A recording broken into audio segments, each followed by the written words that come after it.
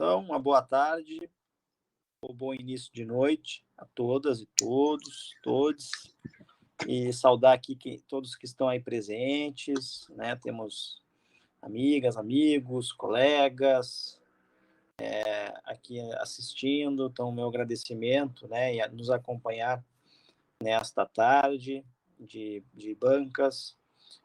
Vamos iniciar a última defesa com a Irlane, né, que desde o seu primeiro passo que deu na faculdade, né, foi lá à sala do Libertas, participar de uma seleção de bolsa na época de pesquisa, né, Irlane?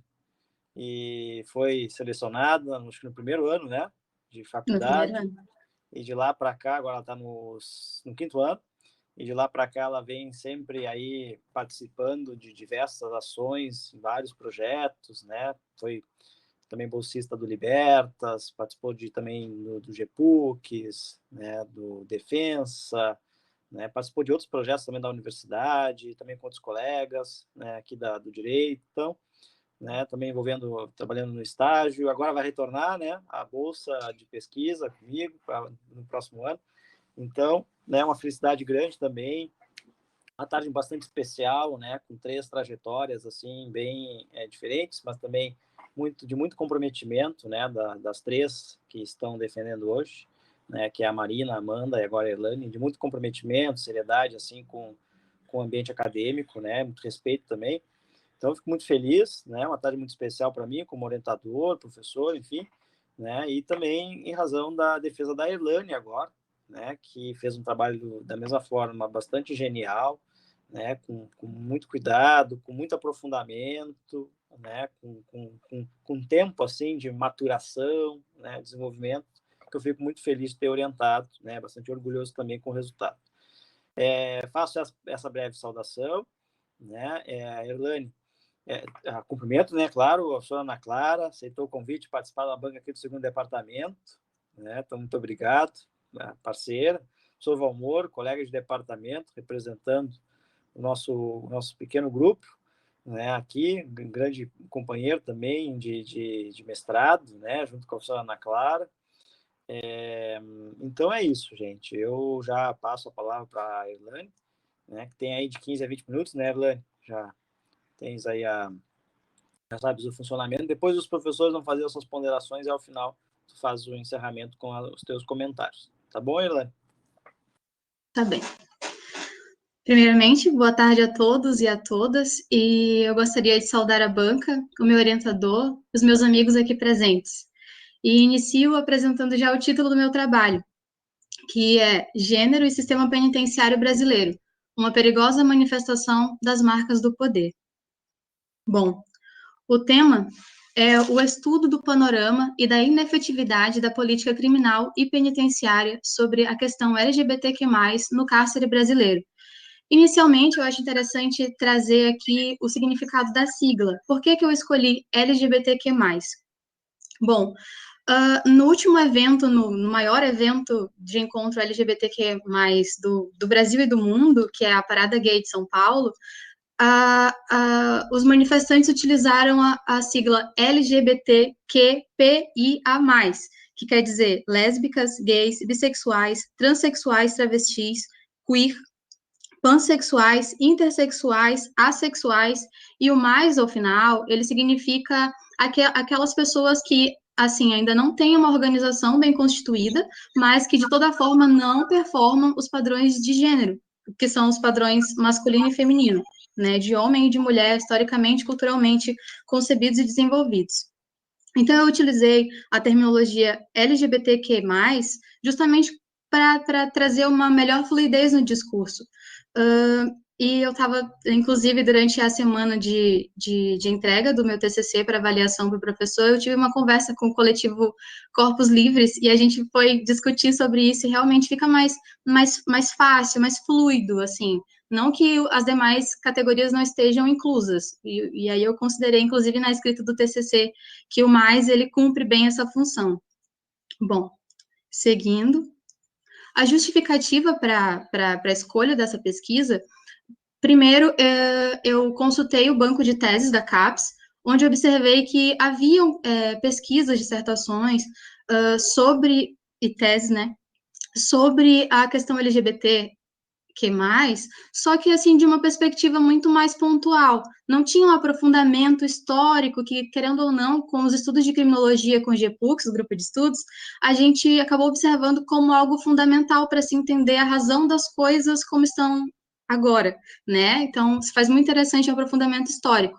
Daí, diante disso, eu busquei trazer um aprofundamento histórico da formação dessa discriminação contra essa população e também do desenvolvimento das próprias prisões, né? Ambos métodos de controle social, querendo ou não. Então, eu também busquei uma abordagem a partir da realidade nacional, partindo daqui das nossas particularidades.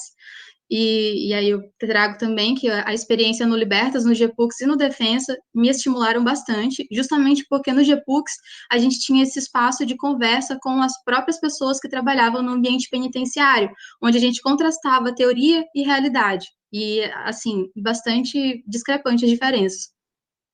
Bom, e então, assistindo um documentário há uns 2 anos atrás, eu observei que a primeira ala LGBT do Brasil, ela foi construída em 2013, a partir de uma iniciativa autônoma. Assim, não havia uma resolução, uma norma que dissesse que deveria existir, mas a população do presídio do Roger, que é o presídio desembargador Flósculo da Nóbrega, na Paraíba, observou que havia uma violência, principalmente voltada à dignidade sexual dessas pessoas, então foi uma questão de necessidade, então eles lançaram lá, e tem a plaquinha em cima da ala dizendo, a primeira ala LGBT do Brasil.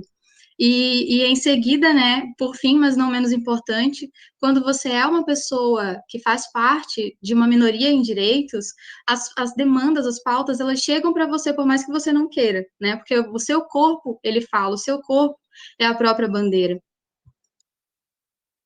A metodologia utilizada foi o referencial bibliográfico, com o uso de método de abordagem dedutivo e a técnica documental, além da utilização de dados relativos ao tema, os quais eu escolhi, sobretudo, dados oficiais do governo, do Ministério da Justiça, e o principal, assim, que trouxe, assim, o grande contraste, vem do Ministério da Família, da Mulher e dos Direitos Humanos. Bom, quanto ao problema de pesquisa, eu preferi não trazer uma hipótese, justamente porque o referencial teórico, sobretudo, é pós-estruturalista. Então, apesar de eu trazer algum referencial estruturalista para embasar, para mostrar o desenvolvimento histórico, eu utilizo bastante o Michel Foucault e a Judith Butler. Mas, ao final, né, foi possível observar em que medida tem se dado essa efetividade da política criminal e penitenciária sobre a questão LGBTQ+, no cárcere brasileiro. Objetivos. O objetivo geral foi estudar o panorama e a inefetividade da política criminal e penitenciária sobre a questão LGBTQ+, no cárcere brasileiro. Nos objetivos específicos, no primeiro ponto, eu busquei apresentar a epistemologia queer como uma contribuição para se pensar a questão LGBTQ+, no cárcere brasileiro. Em seguida, busquei investigar na Constituição, nas legislações e nos tratados internacionais dos quais o Brasil é signatário, os preceitos normativos destinados ao amparo desse público. Em seguida, avaliar através dos dados fornecidos pelo sistema criminal e penitenciário qual é a amplitude da efetividade dessas proteções normativas que existem. E, em seguida, né, desenvolver com o auxílio da teoria feminista e da teoria queer uma análise crítica, a fim de que fosse possível uma compreensão desses dados obtidos, bem como discutir como se dá o processo de vulnerabilização desses corpos dentro das prisões. Bom, o primeiro capítulo está intitulado Epistemologia Queer e Criminologia, onde eu vou fazer uma análise dos movimentos históricos desde a Idade Média, século XII e XIII, até a atualidade. Em seguida, eu faço uma análise dos povos heréticos que foram perseguidos, sobretudo pela Igreja Católica, nesses séculos iniciais, e para fazer justamente esse link com o que acontecia e com o que acontece. Em seguida, observei que essa perseguição e institucionalização mesmo de violências desencadeadas ali na Idade Média acabou sendo transplantada para o Brasil através do colonialismo, né? A criminologia, ela se inicia na Europa e nos Estados Unidos. Então, por até se considerar que é um pensamento superior, até porque enfim, não havia nada sobre isso até na própria América Latina, inclusive a Argentina acaba também sofrendo bastante influência desses pensamentos. E em seguida, eu faço uma análise, então, dos movimentos LGBTQIA+, que começam ali nos Estados Unidos, de uma forma mais organizada, e trago, tipo, a teoria, ela inicia a partir de um movimento social. A partir desse movimento social, vão se iniciar os estudos sobre sexualidade, sobre gênero, e a partir daí, então, eu busquei desenvolver esse estudo de uma criminologia queer. Em seguida, no capítulo 2, observei o panorama jurídico e os direitos. Então, eu trouxe o princípio universal da dignidade da pessoa humana e o seu amparo normativo, que é a própria Declaração dos Direitos Humanos e a Constituição Federal. Posteriormente, observei o fruto disso, né, que é a Resolução Conjunta número 1, de 15 de abril de 2014, que é a primeira resolução a tratar sobre a questão da população LGBTQ+, dentro do cárcere. Por exemplo, explicando a sigla, como que todos devem ser tratados e destinando, enfim, aulas específicas a essa população. Posteriormente, no capítulo terceiro, que eu intitulei Tensionando conceitos e os números do cárcere, o que realmente foi efetivado, observei algumas transformações sociais que aconteceram, sobretudo, nos 2 últimos séculos, assim, de uma forma que se reflete bastante na atualidade. Em seguida, observei como que tem se dado essa manutenção das cidadanias da população. Posteriormente, né, porque isso vai se refletir também, porque a gente vai observar que dentro do presídio há uma intensificação de violências que já ocorrem fora do cárcere. Como, por exemplo, você vai ver bastante pessoas negras, pessoas pobres e pouquíssimo escolarizadas. Em seguida, observei quais são os interesses políticos e econômicos da classe legislativa, tipo, deputados e senadores. Quais são os interesses dessa população? Posteriormente, no capítulo 4, observei a vulnerabilização dos corpos LGBTQ+, nos presídios e quais são as perspectivas de enfrentamento. Então, apontei os tipos penais mais frequentes, da população em geral e da população LGBTQ+, e observei também esse panorama de superlotação onde o Brasil passou de quarto no ranking mundial para terceiro em pouquíssimo tempo, assim, muito recentemente, e só aumenta a população prisional. E, posteriormente, observei algumas perspectivas de enfrentamento. Bom, eu vou aumentar um pouquinho aqui para ver melhor, tá? Com licença. Não dá. Tá, tudo bem.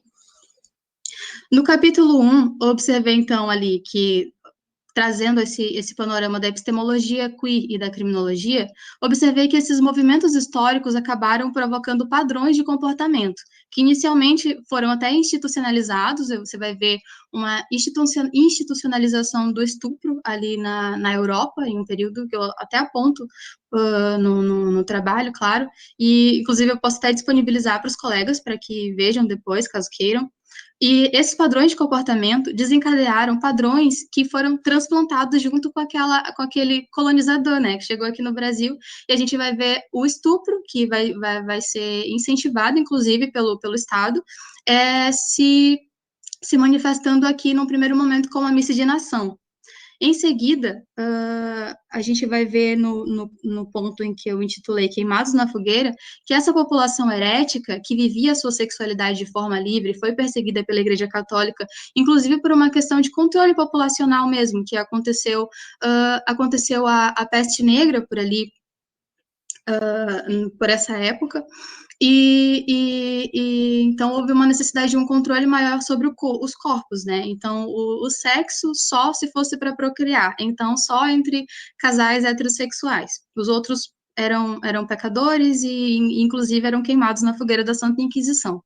Posteriormente, no capítulo, no ponto Colonialismo e Criminologia, eu trago, então, uma necessidade, desenvolvo e trago, então, a necessidade de uma criminologia decolonial, onde a gente pense as nossas problemáticas a partir daqui, e inclusive pensando as problemáticas que foram trazidas, né, da Europa e dos Estados Unidos. E, em seguida, eu trago a criminologia queer como uma criminologia que vai pensar a pessoa a partir da própria pessoa, não a partir de algo externo, sabe? Porque, querendo ou não, né, somos seres completamente individuais, cada um é um universo. Capítulo 2, observei, então, no panorama jurídico e direitos, que há um amparo jurídico, então esse é universal. É até irônico quando eles mostram ali uma lista de tratados internacionais para embasar a necessidade da resolução, entende? Porque se tivessem respeitado somente um, não haveria necessidade dessa resolução posteriormente, mas enfim. E em seguida, então, eu observo que essa resolução conjunta é uma resolução recente e pouco perfectibilizada, onde eu acabei observando no relatório que é LGBTs nas prisões, que é esse relatório que eu mencionei do Ministério da Mulher, da Família e dos Direitos Humanos, onde eles vão mostrar, inclusive, que algumas penitenciárias se negaram a dar informações sobre a existência de uma ala específica para a população LGBT. Que mais? No capítulo 3, onde eu intitulei Tensionando conceitos e os números do cárcere, o que foi efetivado, observei, então, essas transformações sociais.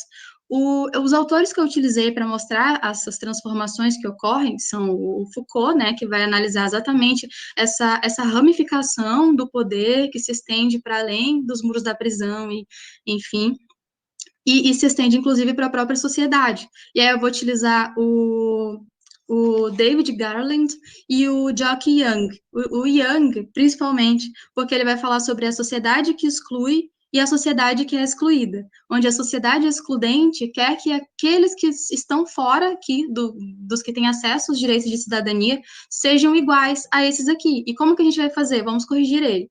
Como que a gente vai corrigir ele? Enfim. Então, eu observei que há um processo completamente excludente que é provocado por essas transformações sociais dos últimos séculos, dos 2 últimos séculos, principalmente. Então, a manutenção das cidadanias acaba se dando de uma forma muito precária, né, justamente por causa dessa exclusão inicial. E observei, então, que esses interesses políticos e econômicos, e aí a gente vai ver ali num gráfico que eu trago, onde tem exatamente as áreas de interesse das classes legislativas, onde você vai ver interesses voltados para a agropecuária, para o comércio, e, assim, pouquíssimo, entre os mais baixos índices está voltado à educação, por exemplo, que eu considero, né, como algo extremamente fundamental. Então, interesses individuais, né, logo contrários ao coletivo. No quarto capítulo, intitulado Vulnerabilização de corpos LGBTQ+, nos presídios e perspectivas de enfrentamento, observei, então, quais que são os tipos penais mais frequentes. A gente vai ver a grande maioria da porcentagem vai ser de crimes contra o patrimônio. E aí, em seguida, a gente vai ver crimes voltados ao tráfico de drogas, onde exatamente essa grande maioria da população que você vai ver ali também nos crimes de tráfico de drogas são pessoas negras, pessoas hipossuficientes econômicas e com uma baixíssima escolaridade. Então, esses processos individualistas acabam resultando nisso. Esse problema que eu mencionei também da superlotação acaba dificultando a manutenção de direitos básicos. Os direitos, por exemplo, que são mencionados na Lei de Execução Penal, sobretudo, que tem o princípio dos números clausulos, onde vai determinar exatamente uma quantidade mínima de pessoas dentro de uma cela.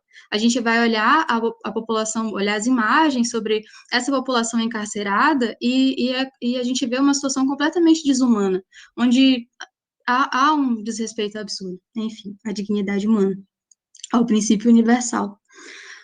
Posteriormente, nas perspectivas de enfrentamento, eu fiz uma análise, assim, dos movimentos que alcançaram direitos à população LGBTQ+.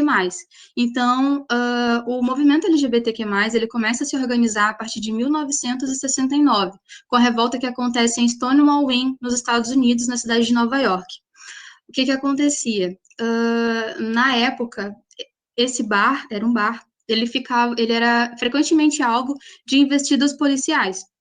Frequentemente os policiais iam lá e fechavam tudo e agrediam as pessoas. E um belo dia eles disseram: não, nós não vamos sair. E quando eu assisti um documentário sobre isso, e quando a primeira pessoa disse que não, olharam para ela e ficaram tipo: nossa, você disse não, então, tipo, é não. E a galera começou a se unir. E essa revolta, ela tomou uma proporção tamanha que até uniu esforços com pessoas que estavam de fora e pessoas que nem eram da comunidade. Esse foi o marco inicial da marcha organizada, por exemplo. Só que no Brasil, os reflexos desse movimento só vão acontecer a partir de 1979, justamente porque é um período em que está acontecendo a ditadura militar aqui no Brasil, e há uma opressão muito maior desses grupos que são minorias em direitos. Diante disso, há uma necessidade de organização. Então, há um efeito, assim, que não era esperado, né, mas que acontece. E o primeiro grupo a se organizar é o Grupo Somos. Esse grupo acaba sendo utilizado também como espelho para a organização de outros grupos que vão se desenvolvendo no Brasil todo. Posteriormente, a gente vai ver também, a partir ali da Constituinte de 88, o grupo Triângulo Rosa, que vai levar pautas relacionadas à organização familiar, direitos de família, né? Mas, mesmo assim, não passa, não é aprovado, porque precisava de uma maioria de votos. De toda forma, isso acabou desencadeando perspectivas para os outros grupos. Então, isso mostrou que era possível, então, um diálogo com as instituições, né? E os reflexos disso foram projetos de lei, buscando o reconhecimento da união estável, projetos de lei criminalizando a violência contra essa população. Só que esses projetos de lei ficaram deixados de lado, né? Justamente porque os interesses da classe legislativa não são esses. Então, o que a gente vai ver? Apesar de não ser reconhecido, há uma violência. Então, há uma necessidade urgente de reconhecimento jurídico de que essa violência existe. O que acontece, então? O STF vai interpretar, né, através de jurisprudência, e vai reconhecer que a população LGBTQ+, então, pode ter a sua união estável reconhecida, e tendo junto com isso direitos como os direitos de sucessão, né, e isso em 2011, e em 2018 a gente vai ter a criminalização da LGBTfobia e da transfobia, justamente porque não dá para negar os dados sobre a violência contra essa população, violência completamente desumana, não vou nem mencionar, é só dar um Google que vocês vão ver como que se dá a violência contra a população LGBT.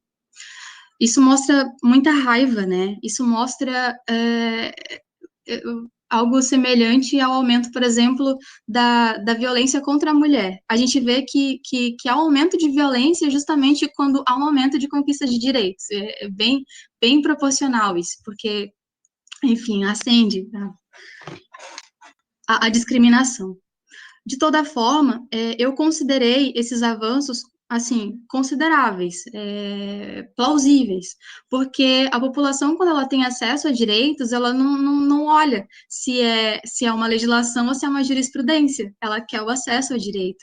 De toda forma, se faz interessante a gente pontuar que basta que o STF tenha uma interpretação contrária, né, mude de ideia e cai por terra o direito conquistado. Então, uma instabilidade, uma insegurança jurídica muito grande.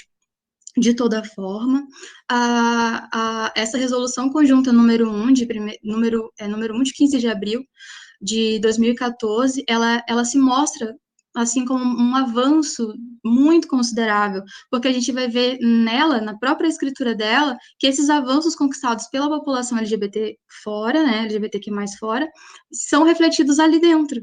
Então, esse reconhecimento apesar de a passos lentos, uma vez que há violências absurdas ainda sendo perpetradas contra essa população dentro do cárcere, até porque a superlotação dificulta que ela tenha alas específicas para ela. Portanto, há uma violência, sobretudo do público masculino contra ela. E aí eu trago aqui também o relato da Maria, que é o nome fictício.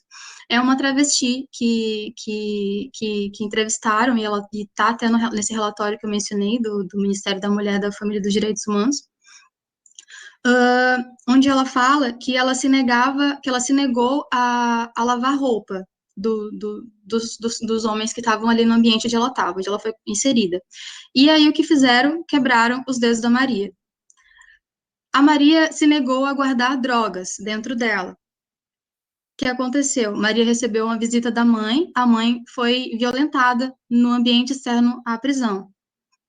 Maria teve que guardar as drogas dentro dela. O que aconteceu? Ela menciona que já era para ela estar livre, só que como os agentes penitenciários pegaram a droga nela, ela foi aumentado o tempo de pena dela, sabe? Então, essa situação, pelo menos, ela não seria esse problema se a Maria tivesse uma ala específica para ela, que é justamente o que busca a resolução. De toda forma, a resolução existe, em alguns lugares está sendo respeitada, em outros não. De toda forma, são avanços consideráveis. E eu preciso também admitir que a pesquisadora aqui é muito otimista, tá? E é isso, gente. Muito obrigada. Eu fico à disposição para quaisquer apontamentos e questionamentos, tá? Muito obrigada. Obrigado, Erlane, pela apresentação. Muito obrigado. Então, já vamos passar imediatamente. Não sei quem é que vai iniciar indagações. Quer iniciar na Clara ou Valmor? Na Clara? Pode ir, Valmor. Valmor? Vai lá, Valmor. Então, primeiro, me ouvem bem? Sim. Então, primeiro, cumprimentar aos presentes, né, que vieram aqui assistir a Erlane, enfim, amigos, familiares, colegas, acredito eu. Cumprimentar também a banca, né, minha querida Ana Clara, que não é do nosso departamento, mas já está começando a fazer parte, de repente numa banca em outra. Também ao Bruno, grande colega, né, que a gente já tem trabalhado junto aí em algumas empreitadas, tanto na pós-graduação, enfim, e no próprio departamento. E, enfim, falar um pouco sobre essa pesquisa da Erlane, cumprimentá-la mais uma vez, Erlane, enfim, dizer que realmente é uma temática importante, urgente, eu diria até que seria emergente, digamos assim, porque traz, a partir de uma discussão sobre um ponto específico, que é o teu TCC, mas que emergem várias questões temáticas que a gente pode ter como desdobramento. Então, realmente gostei de ler o trabalho, não tinha lido ainda nada sobre essa relação entre a teoria queer, enfim, como base epistemológica, junto com a criminologia, enfim, esse casamento, e de forma, então, aplicar nesse contexto que tu trazes, que seria essa aplicação à comunidade LGBTI, enfim, é uma sigla imensa e tem vários desdobramentos, como tu mesmo falou, mas tu deixou claro no teu texto a tua opção, enfim, sobre esses sujeitos quando, digamos, junto a essa comunidade carcerária, enfim, né, quando se vê numa situação desse tipo. E eu li os dados, enfim, achei bastante interessantes e queria conversar contigo um pouco sobre eles. Bem, o que eu penso? Depois eu falo sobre questões menores, tá, de correção, enfim, que para mim isso aí tu pode, isso não afeta o mérito, enfim, e trazer mais uma discussão sobre alguns pontos. Enfim, o que eu ouvi?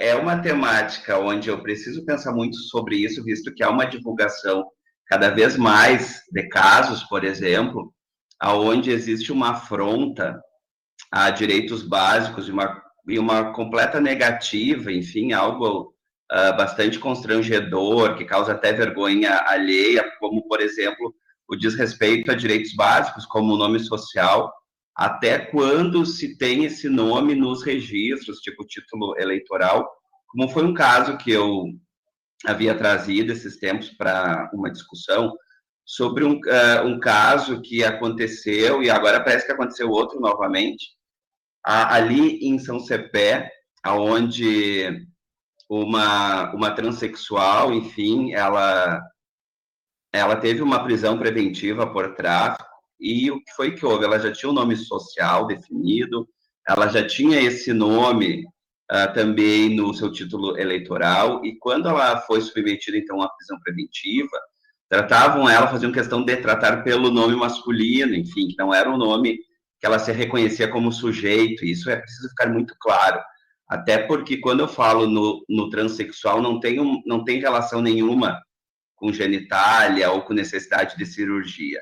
É uma identificação com a identidade do sujeito para si mesmo e perante a sociedade. Então, não havia esse reconhecimento, enfim, ela era tratada como homem, se tinha também o fato de que ela foi submetida, enfim, a várias situações constrangedoras, como ser colocada, por exemplo, numa cela masculina, ser revistada por homens também. E a defensora pública, na época, ela fez um pedido, então, para uma prisão domiciliar com tornozeleira, a qual foi concedida pela juíza, e eu fui buscar de novo esse caso para trazer exatamente as palavras da defensora pública no seu pedido e da juíza no seu despacho. A defensora pública, ela disse o seguinte, que a dignidade havia sido afrontada, sendo que havia uma desconsideração da identidade de gênero. Então, um preceito básico. E a juíza, por óbvio, no seu despacho, coloca o seguinte: medida necessária para a garantia da integridade física e psicológica da acusada.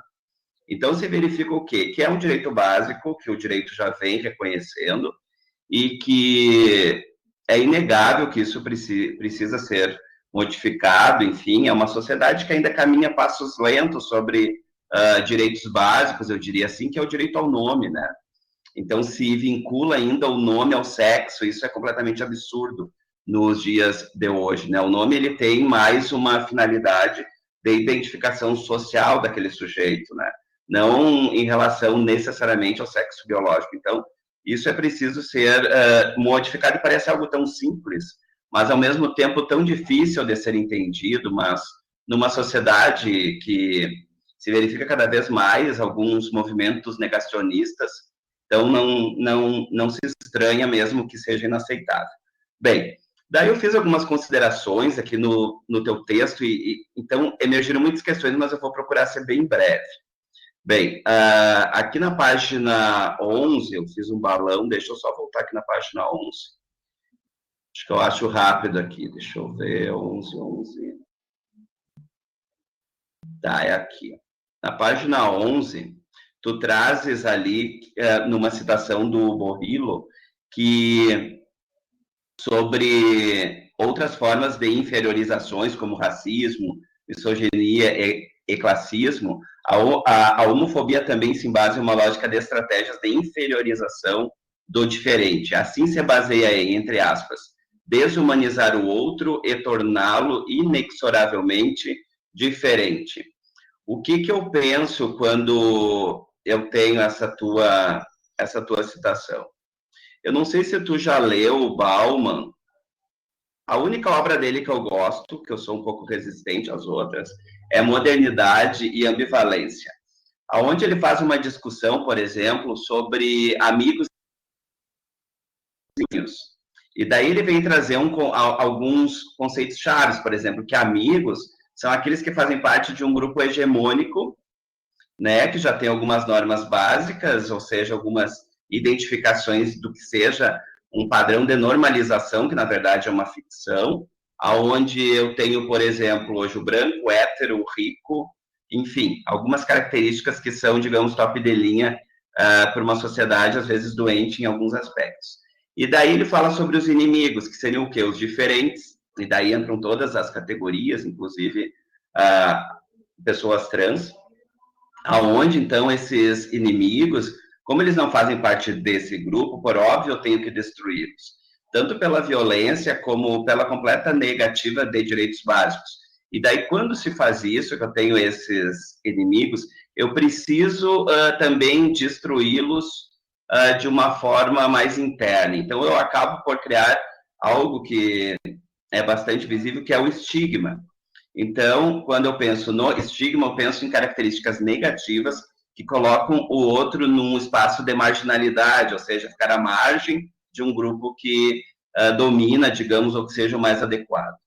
E numa sociedade onde eu tenho uma diversidade tão ampla em vários aspectos, né, que vão para além da sexualidade, enfim, eu preciso ficar atento a essa leitura, como pesquisador, como leitor, e como cidadão que reflete sobre aquilo que lê, sobre aquilo que ouve, sobre os discursos que são reproduzidos, como sendo discursos válidos, e, na verdade, eu preciso questioná-los, eu preciso refletir sobre eles, eu preciso muitas vezes contradizê-los para trazer, digamos, esse movimento que muitas vezes é um movimento de classe, como tu mesmo disse, que traz, digamos, novos discursos ou novas maneiras de olhar para isso. Então, isso eu considerei bastante importante. Então, se for aprofundar o teu estudo, eu indico essa obra do Bauman, né, Modernidade e Ambivalência, que foi algo que também ficou muito claro aqui no texto.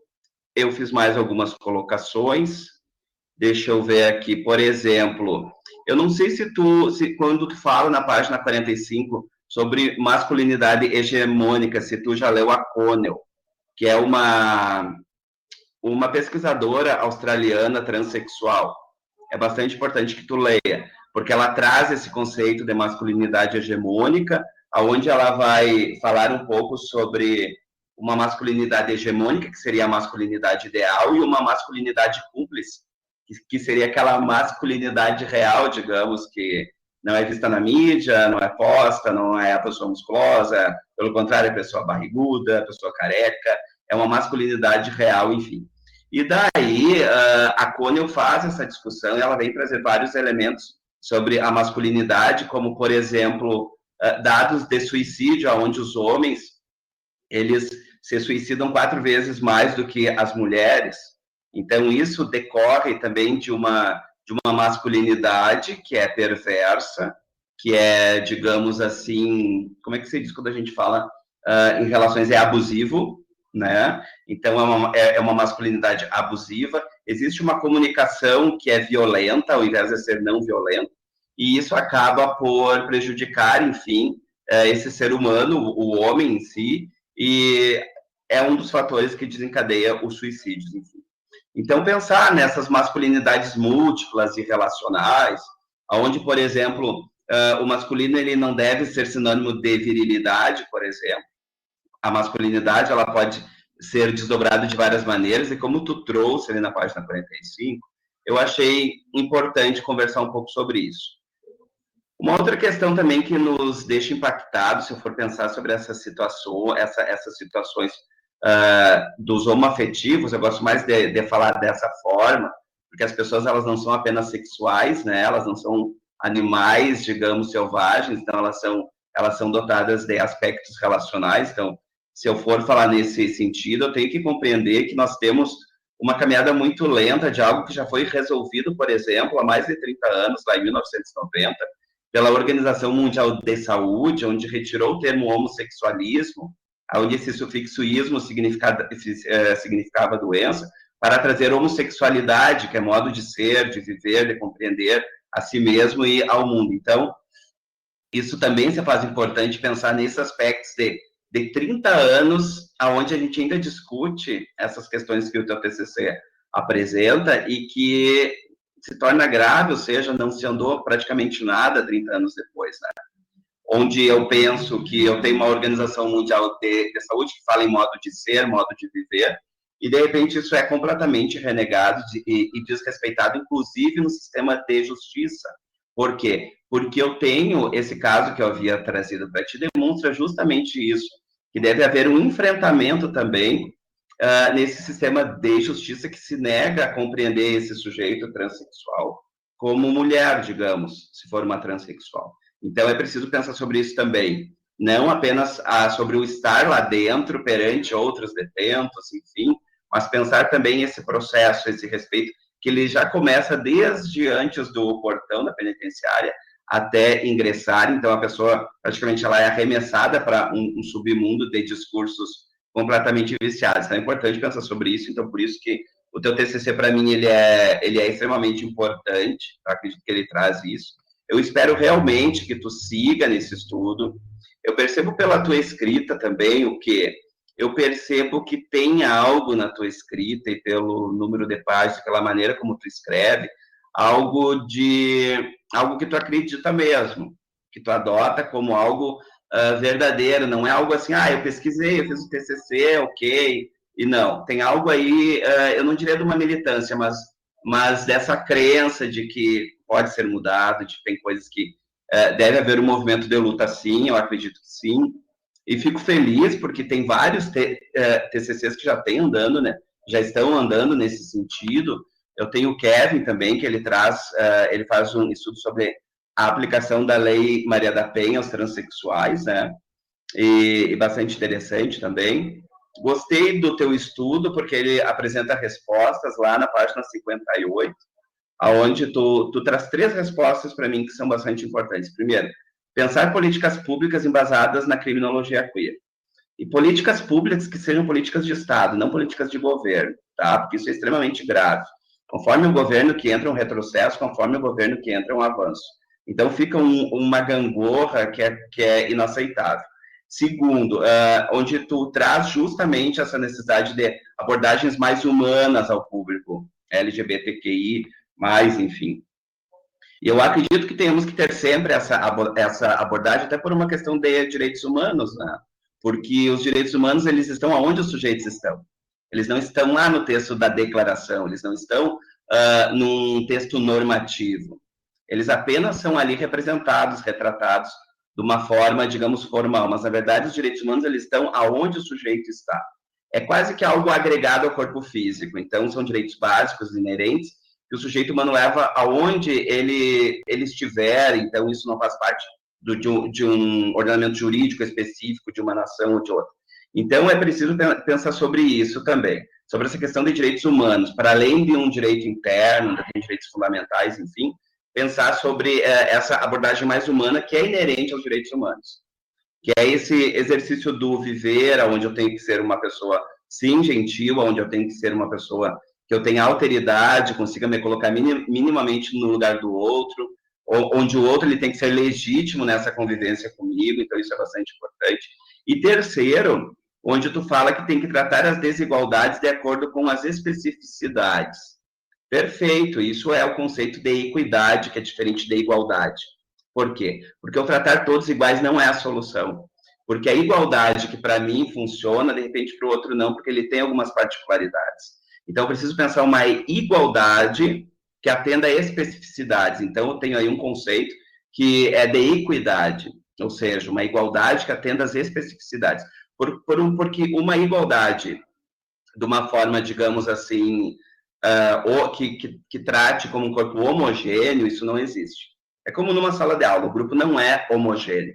Então, essa igualdade, ela passa a ter um conceito de equidade, tem que respeitar as especificidades de cada aluno, trazendo eles de uma forma mais elevada para atingir uma igualdade, de repente um outro grupo já tem, não precisa de uma demanda, de um movimento, e outros precisam. Então, tem que pensar esse conceito de equidade. Então, tratar as desigualdades de acordo com as especificidades, perfeito. Para mim, é o conceito de equidade que eu já tenho trabalhado, eu acredito que seja o mais adequado do que eu falar numa igualdade, porque não tem como eu fazer isso. Não tem como eu tratar iguais, por exemplo, nos dias de hoje, por exemplo, homossexuais, onde eu tenho transexuais, onde eu tenho héteros. Eu verifico que um desses grupos tem um acesso mais facilitado e mais direto, mesmo que a lei, a Constituição Federal, garanta uma igualdade. Então, tem algo errado. Talvez seja hora de elevar alguns parâmetros para trazer essa igualdade, enfim, para os grupos que não a têm. Então, acredito que seja basicamente isso. Foi um texto que eu gostei muito de ler. Ele mexe com questões que eu acredito, de respeito mútuo, enfim. Deixa eu ver a criminologia queer. ok. Os dados eu gostei muito, então os dados trazem alguns elementos que já foram constatados, enfim, que é justamente essa questão de serem, deixa eu ver, eu anotei aqui, sobre travestis, mulheres transexuais, lésbicas, e mulheres cis bissexuais, onde o percentual maior de crimes são os crimes de tráfico e roubo, né? Eu vi em várias imagens ali, e é bem isso. Então, pensar, primeiro, a mulher por si só, ela já sofre várias situações. Quando tu traz mais uma situação específica, como a sexualidade, enfim, e essa questão da própria afetividade, de um modo geral, isso sobrecarrega mais de uma vez a pessoa, então ela se torna vítima de 2 estigmas, muitas vezes, ou 3, ou 4. Então, eu preciso ficar muito atento a isso. Ele é um texto que eu acredito que ele deva ter um andamento posterior, espero que tu resolva realmente fazer um mestrado aí no futuro, algo desse tipo, porque são estudos que têm que avançar, porque é emergente, como eu falei. Eu preciso fazer com que isso ande, com que isso vá adiante. Não fique apenas um texto de TCC que muitas vezes vai para uma prateleira ou, enfim, fica arquivada em um CD ou algo desse tipo. Enfim, que vire um produto também que tu pesquise, eu faço um artigo junto com o Bruno, porque a gente precisa fazer mais isso. Divulgar esses conceitos, esses discursos questionadores, que tragam outros movimentos. Porque senão as coisas elas não acontecem. O movimento de formiga, sim, mas precisa. Bem, basicamente isso. Algumas questões menores, se tu quiser depois, eu te mando por e-mail, enfim, não sei como eu faço, mando pelo próprio grupo, o teu TCC com algumas anotações.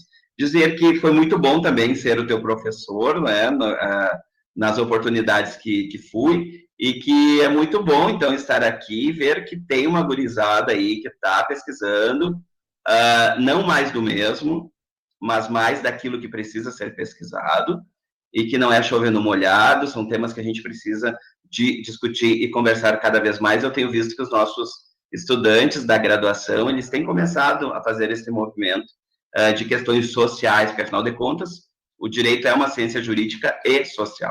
Então, é preceito, é pré-requisito. Eu não posso tratar o direito sem o âmbito social estar presente. E o direito tem essa função como ciência, produzir essas modificações. Então, parabéns, Erlane, não tenho mais nada o que falar, e passo a palavra, então, a Ana. Tá bom, Ana? Obrigado, Valmor, pelas palavras, e passamos à professora Ana Clara. Erlane, coloca a tua capa aqui na primeira, na folha de rosto, para a gente poder depois fazer o registro, a tua apresentação. Obrigado, Valmor. Ana Clara, por favor. Eu sou tremendamente suspeita dessa banca, né? Eu acho que tinha que ser impugnada a minha participação. Por quê? Porque eu amo essa mulher é tudo. Então, assim, eu acho que, primeiro, obrigada, Bruno, obrigada, Lane, pelo convite. Valmor é sempre uma facerice, a gente está junto, eu me divirto com o Valmor até não poder mais, eu acho assim, ó, tudo de bom. E eu acho que banca de TCC, quando um TCC como o da Lane, ela é muito mais para a gente cumprir a formalidade e se divertir uns com os outros, né? Ouvir a Lane falar é sempre sei lá, é um prazerzão imenso ouvir o Valmor falar, o Bruno, a gente está entre amigos, então. E para dizer, então, que para mim está ultra, mega, power aprovado, mas o cotidiano nunca é assim tão fácil, né, Lane? Nunca é assim, meu Deus, que barbada que foi isso aqui. Então, eu queria primeiro, te dizer, então, que a tua escrita está linda, que teu TCC é tudo de bom, que tu tem que seguir para o mestrado, porque tu vai ser uma professora maravilhosa, que eu quero ter o privilégio de ser tua aluna algum dia, e que eu acho que o Bruno é muito sortudo. Mas, além disso, quando a gente ama muito uma pessoa, a gente vai direto para o pescoço dela, né? É porque a gente ama, se a gente não amasse, a gente não ia para o pescoço, né? Então, eu quero te ouvir um pouco mais, Lani. Nesse pulo, duas coisas que eu queria te ouvir. Primeiro, e aí, claro, né? Como eu te falei, vamos pensar aí no Foucault. Primeiro, antes de perguntar, vou te dizer, pelo amor de Deus, da deusa, tu vai lá escrever o sobrenome do homem direito, está faltando letra, infeliz. Lá no final, tem um do sobrenome dele, faltou U. Aí eu olhava e dizia, a Alane devia estar desesperada para terminar esse TCC. Mas arruma, é coisinha rápida. E olha, letrinha de nada, né? O importante é que a gente entenda as ideias da criatura. Então, eu queria te ouvir nesse pulo que tu junta da disciplina com a biopolítica, né? Com o biopoder ali. Então, como é que tu junta, e eu não estou dizendo que está errado, eu só estou querendo te ouvir mais, como é que tu faz essa junção dessas fases aí Foucaultianas, que na verdade não é uma coisa depois da outra, são duas coisas ao mesmo tempo agora, né? Então, como é essa junção quando se fala em uma instituição disciplinar, eu achei muito interessante isso, porque uma instituição disciplinar, e tu vem toda a discussão da biopolítica, e eu te diria até que é mais, e para o mestrado tu podia pensar nisso, eu te diria que é necropolítica, né, direto, e que a necropolítica é apenas mais um elemento da biopolítica. Foucault não falava nisso, mas bem vai dizer, então dá para fazer esse pulo. Isso, uma primeira pergunta. E a segunda, eu queria te ouvir um pouquinho mais sobre, olha só, o pega-ratão, respira. Como que a gente vai trabalhar com um texto, um super bem construído, mas com uma pegada decolonial, se a gente coloca na espinha dorsal um autor, um filósofo do século XX, francês, europeu, branco, ele só não era heterossexual, mas o resto dele era, né? Então, duas questões. Como é que tu junta a disciplina com o biopoder?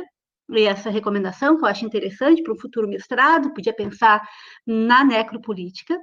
E a segunda questão, como é que a gente coloca no centro de um texto, ou entre os muitos autores importantes, um filósofo branco, europeu, francês, quando a gente quer também discutir decolonialidade. Tirei da minha cabeça, botei na tua. Tudo contigo, Lani.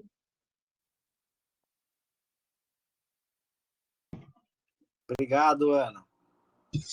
Pode me repetir só o finalzinho, Ana? Como é que a gente trabalha num texto um filósofo europeu, sim. né? Não teve mais nada, foi só isso. Tá. Bom, inicialmente eu gostaria de agradecer as recomendações do professor Valmor, né? Eu quero sim as recomendações, os artigos, as publicações que tu me recomendou, inclusive esse caso específico em São Cepé, né? Que ela foi presa por tráfico. Bom, e isso dessas violências que são feitas justamente contra o nome, né? É uma violência, e não veem como isso, uma violência verbal que é perpetrada contra a sua população, porque se eles fazem, é porque percebem, né, que machuca, que dói. Bom, sobre o Bauman também, eu achei bem interessante, vou utilizar. E sim, eu também concordo que negar os direitos é uma violência, porque você nega a própria existência, como eu venho colocando também no trabalho, dessa população. E aí eu utilizei o conceito de estigma do Goffman, tu mencionou, e eu achei bem interessante também, que eu acabei aprendendo ali com os grupos de estudo do Libertas. Sobre a questão da masculinidade, realmente essa masculinidade hegemônica, essa masculinidade tóxica que eu cito em outros momentos, é uma masculinidade que ela fere a todos, inclusive os próprios homens, que precisam se inserir em um padrão que não existe, né? É algo completamente surreal e que martiriza, inclusive, a eles, até quando eles perpetram violências contra as mulheres, contra a população LGBT, eles são punidos depois. É uma coisa assim que vem em seguida, sabe? Então, é uma masculinidade inalcançável.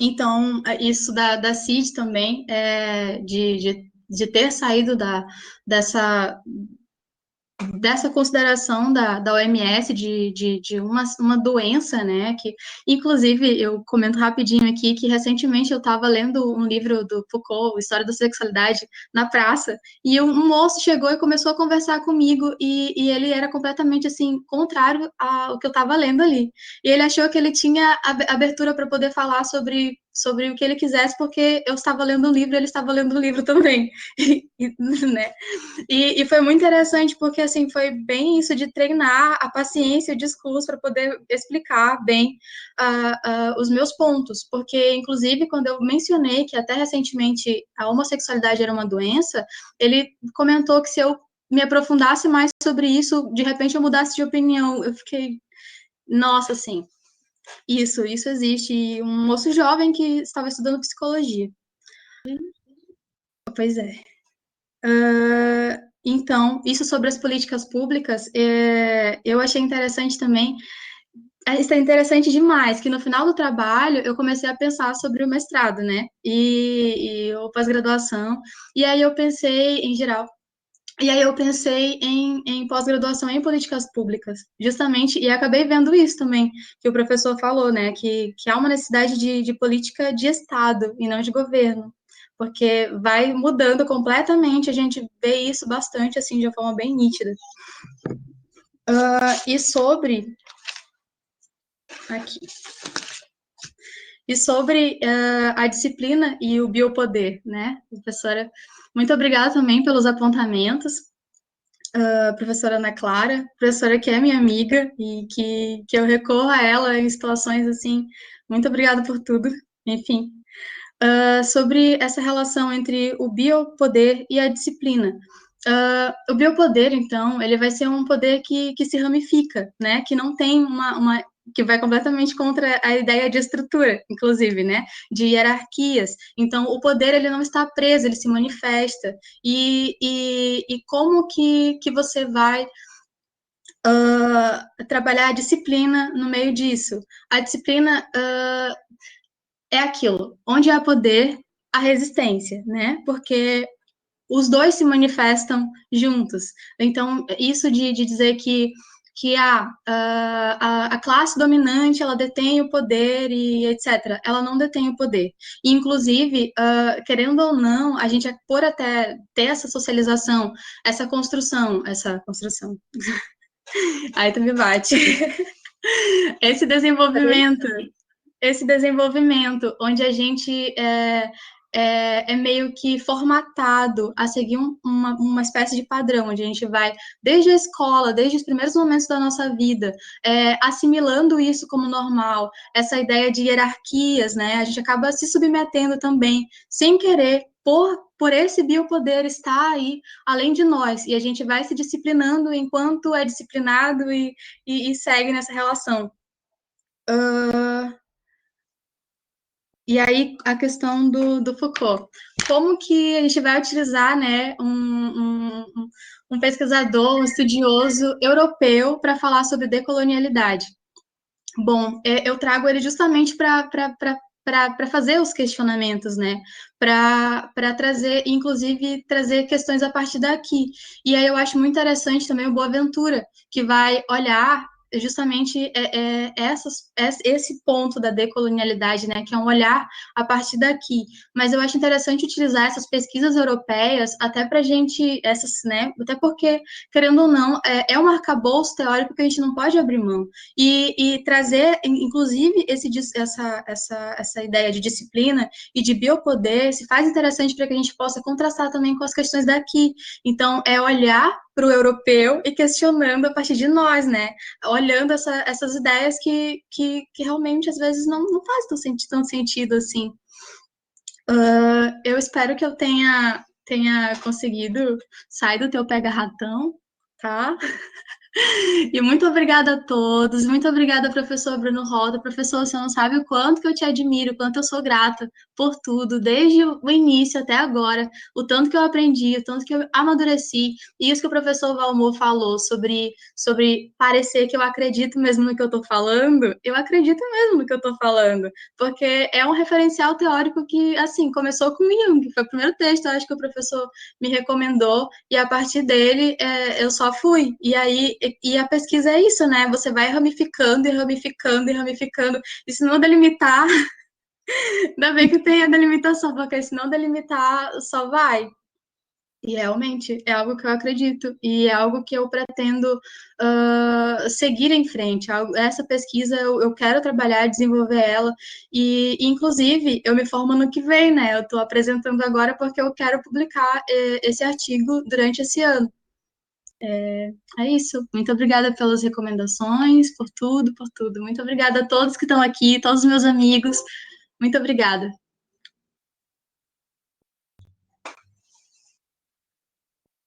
Obrigado, Erlane, pelas palavras. Bastante feliz aí com quase no finzinho dessa trajetória, né? Mais um ano de faculdade, mas já defendendo o TCC, né? E com todo o engajamento que tu teve nessa caminhada, né? Acho que vamos nos retirar rapidamente ali. Faço uma chamada por WhatsApp, Valmor, Ana Clara, pode ser? Então tá. Vou tirar minha câmera aqui. Vou chamar ali para vocês ali.